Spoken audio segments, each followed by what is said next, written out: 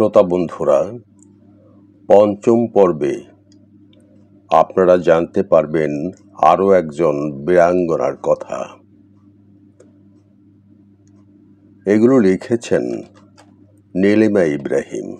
পাঠ করছি আমি নাসির আহমেদ কাবুল। আমি মেহেরজান বলছি। নাম শুনে তো আপনারা আনন্দিত ও পুলকিত হবেন, কারণ ভাববেন আমি পৌহরজান বা নগরজানের ঘরানার কেউ। দুঃখিত, তাদের সঙ্গে এই জীবনে আমার যোগাযোগ কোনো সূত্র ঘটেনি, তবে ঘটলেও আশ্চর্য হবার কিছু ছিল না। জীবনটা তো সরল সমান্তরাল রেখায় সাজানো নয়, এর অধিকারী আমি সন্দেহ নেই, কিন্তু গতিপথ নিয়ন্ত্রণ করেন কি বললেন? আল্লাহ। পাগল হয়েছেন?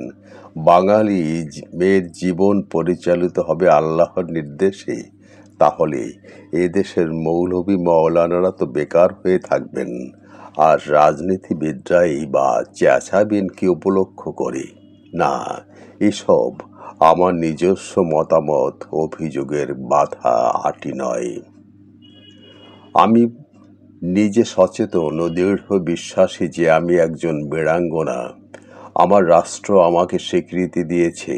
আমার পিতামাতা হাত বাড়িয়ে আমাকে বুকে নিতে চেয়েছিলেন, কিন্তু সমাজের জুলুমবাজির ভয়ে আমি তাদের ঘরে যেতে পারিনি।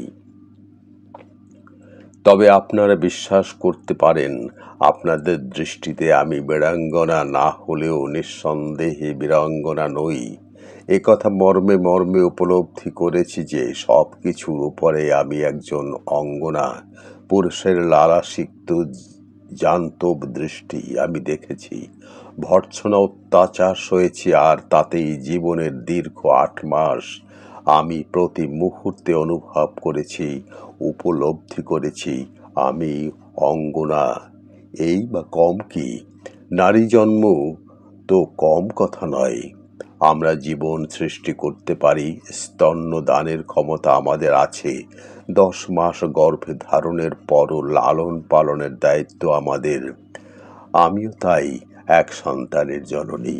নাই বা পেলাম স্বামীর সোহাগ, সুখের সংসার, তবু তো নিজের পায়ে সম্মানের সঙ্গে দাঁড়িয়ে আছি। যেভাবে এখন আপনাদের কাছে কথা বলছি, আমি কিন্তু ওরকম অহংকারী নই। আসলে নিজেকে তো প্রকাশ করবার সুযোগ সুবিধা পাইনি।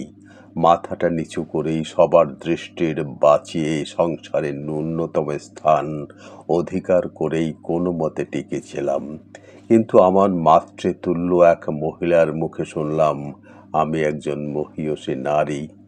জোয়ান অব আর্কের মতো দেহে না দিলেও আমার শ্রেষ্ঠ সম্পদ নারীত্ব আমি দেশের জন্য উৎসর্গ করেছি। তবুও কোনো মিনারে আমাদের নাম কেউ খোদাই করেনি, সম্ভবত লজ্জায়। কারণ রক্ষা তো শুরুতে পারেনি আমাকে সর্বনাশের হাত থেকে। হাততালি দেবে কোন সুখে? আমার অবস্থানের জন্যে আমি উপেক্ষিত হয়েছে নির্মম নিষ্ঠুরভাবে, কিন্তু জানি না কোন ঐশ্বরিক শক্তির বলে আমিও কখনো মাথা নোয়াইনি। আমার জন্মস্থান ঢাকা শহরের কাছেই কাপাসিয়া গ্রামে। বাংলার মুক্তিযুদ্ধ চলাকালে ওই গ্রামেরই বীর সন্তান তাজউদ্দিন আহমদ ছিলেন মুক্তিযুদ্ধের অস্থায়ী বাংলাদেশ সরকারের প্রধানমন্ত্রী। এ কারণেই ওই গ্রামের সাধারণ মানুষ মুক্তিযুদ্ধের ঘোরতর সমর্থক। স্কুলে, পথে, ঘাটে আমাদের সবার মুখে জয় বাংলা, জয় বঙ্গবন্ধু। কিন্তু জয়ের জোয়ার বেশি দিন স্থায়ী হলো না। এপ্রিলের প্রথম সপ্তাহে বিনা মেঘে বজ্রপাত। হঠাৎ নরসিংদী বাজারে প্লেন থেকে গুলিবর্ষণ করে সমস্ত বাজারে আগুন ধরিয়ে দেয়া হলো।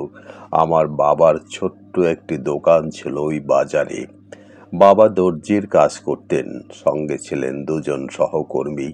মোটামুটি যে আয় হতো তাতে আমাদের সংসার ভালোভাবেই চলে যাচ্ছিল।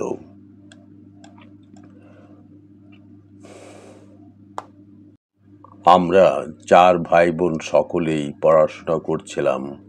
এক ভাই কলেজে পড়ে, থাকে নরসিংদীতে বাবার সঙ্গে। আমি, মা, আমার ছোট দু ভাই থাকতাম কাপাসিয়া। ধীরে ধীরে পরিবেশ উত্তপ্ত হয়ে উঠতে লাগলো। আহত এবং পলাতক ইপিআর বাহিনীর সদস্যরা এ বাড়ি ও বাড়ি আশ্রয় গ্রহণ করতে থাকে। সম্ভবত এই সংবাদ গোপন ছিল না। তখনও প্রকাশ্যে রাজাকার বাহিনী আত্মপ্রকাশ করেনি। গোপনে সংবাদ আদান প্রদান চলছিল। একদিন হঠাৎ বিকেলের দিকে গ্রামে চিৎকার উঠল, মিলিটারি আসছে, মিলিটারি। মানুষজন দিশাহারা, সবাই নিজ নিজ বাড়ির উদ্দেশ্যে দৌড়তে লাগলো। দেখতে দেখতে মনে হলো গ্রামের চারিদিকে আগুনে ছেয়ে গেছে। মাঝে মাঝে গুলির শব্দ।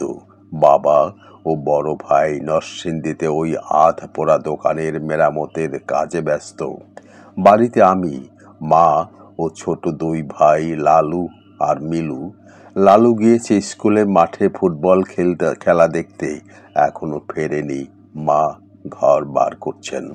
এমন সময় একটা জলপাই রঙের জিপ এসে বাড়ির সামনে বিকট আওয়াজ করে থামলো। মিলুকে বুকে জড়িয়ে ধরে আর আমার হাত ধরে মা শোবার ঘরে ঢুকলেন।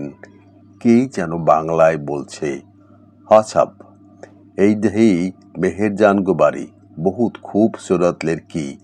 আমার দেহ অবশ হয়ে আসছে। এমন সময় দরজায় লাথি। দ্বিতীয় লাথিতেই দরজা ভেঙে গেল। কয়েকজন লোক লুঙ্গি পরা ওদের সামনে আমাদের টেনে বাইরে বের করে নিয়ে এলো। ক্ষীণ দেহে যথাসাধ্য বাধা দিতে চেষ্টা করলাম। চুল ধরে আমাকে জিপে তোলা হলো। মা আর্তনাদ করতেই মাকে ও নীলুকে লক্ষ্য করেই ব্রাশ ফায়ার করলো শয়তানরা। আমাকে যখন টানা হেঁচড়া করছে দেখলাম, মায়ের দেহটা তখনও থরথর করে কাঁপছে। গাড়ি স্টার্ট দেবার পর দেখলাম মিলুর মাথাটা হঠাৎ কাত হয়ে একদিকে ঢলে পড়ল। বুঝলাম মা ও মিলু চলে গেছে। হঠাৎ করে আর্তনাদ করে উঠতেই ধমক খেলাম, চুপ খানকি।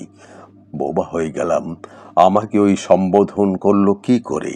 আমি ভদ্র ঘরের মেয়ে, অষ্টম শ্রেণীতে পড়ি। হঠাৎ কেন যেন হঠাৎ শক্ত হয়ে গেলাম। আমার এই মানসিক স্থবিরতা কেটেছে অনেক দিন পরে। সেখান থেকে হাত ও জায়গা বদল করে কখনো একা, কখনো আরো মেয়েদের সঙ্গে ঘুরতে লাগলাম। মাঝখানে মনে হতো বাবা আর বড় ভাই বেঁচে আছে কি? লালু কি পালাতে পেরেছিল? আবার ভাবতাম, কে বাবা, কে ভাই? লালুই বা কে আর আমি বা কে? নিজেকে একটা অশরীরী কঙ্কালসার পেত্নী মনে হতে। কিন্তু তবুও এই দেহটার অব্যাহতি নেই। মাস দুই পরে ওদের নিজেদের প্রয়োজনে আমাকে গোসল করতে দিত। পরনের জন্য পেতাম লুঙ্গি আর শার্ট কিংবা গেঞ্জি, শাড়ি দেওয়া হতো না। ভাবতাম বাঙালির শাড়িকে ঘৃণা করলে আমাদের তো সালোয়ার কামিজ দিতে পারে। ময়মনসিংহ কলেজের এক আপাও ছিলেন আমাদের সঙ্গে। বললেন, তা নয় শাড়ি বা দোপাট্টা জড়িয়ে থাকি, কিন্তু বন্দি মেয়ে আত্মহত্যা করছে, তাই ও দুটোর কোনোটাই দেওয়া হবে না।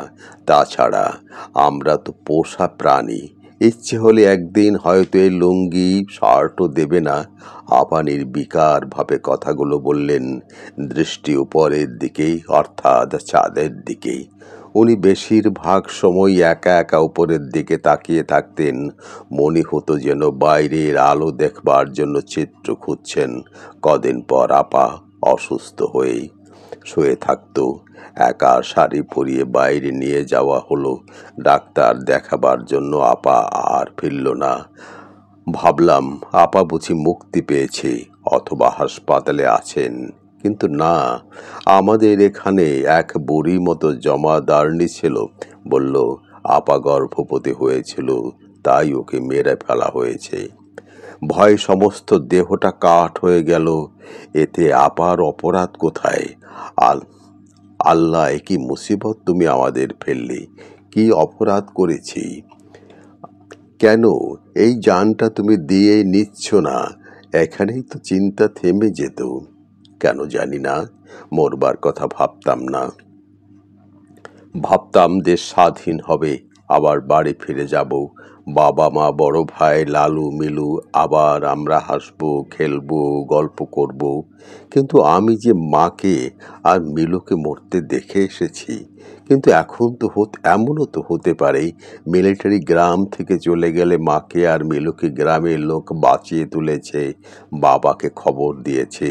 হতেও তো পারে ভাবনার আদি অন্ত ছিল না, দিন রাতের ব্যবধান ছিল শুধু শারীরিক অবস্থা ভেদে।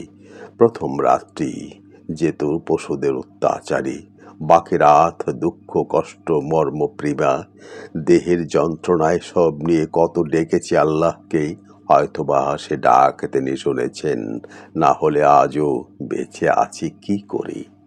মাঝে মাঝে কারো ব্যাধি মৃত্যু বা শারীরিক লাঞ্ছনা ছাড়া দিন এমনি করেই গড়িয়ে যাচ্ছিল। বন্দীদের ভেতর নানা বয়সের ও স্বভাবের মেয়ে ছিল, 14-15 বছরের মেয়ে থেকে 40 বছরের যৌবনাতীর্ণ মহিলাও ছিলেন। কেউ প্রায় সবাই সময় কাঁদত, কখনো নীরবে কখনো সুর করে, তবে জোরে না। আওয়াজ বাইরে গেলে কঠোর শাস্তি পেতে হতো। কেউ না কেঁদে শুধুই চুপ করে থাকতো, মনে হতো বোবা হয়ে গেছে। কেউ কেউ গল্প করত, হাসাতো, কিন্তু নিস্তরঙ্গ জীবনে এমন কি মৃদু কম্পন কখনো অনুভব হতো। খাবার আসতো টিনের বাসনে, বেশিরভাগ সময় ডাল রুটি অথবা তরকারি নামের ঘ্যাট রুটির সঙ্গে দেয়া হতো, ভাত কখনো দেয়নি। যে মেয়ে লোকটা খাবার দিত সে বলতো কার কি জাত, তাই গোশত দেওয়া হয় না। মনে মনে ভাসলাম, কারণ শরৎচন্দ্রের শ্রীকান্ত তো পড়ে ফেলেছি, 20 বছর ঘর করা সহজ, কিন্তু হেসেলে ঢুকতে দেওয়া বড় কঠিন কাজ। তাই বিছানায় নিতে বাধা নেই, কিন্তু গোমাংস বোধ হয় বাধা আছে। না, পাকিস্তানিদের যতটা হৃদয়হীন ভাবতাম ওরা প্রকৃতপক্ষে তা নয়, নইলে এমন করে জাত বাঁচাবার মহানুভবতা দেখানো কি সোজা কথা। যাক, যার যা জাত তা অন্তরে রেখে দাও, দেহ তো মহাজনের ভোগে উৎসর্গ হয়েছে।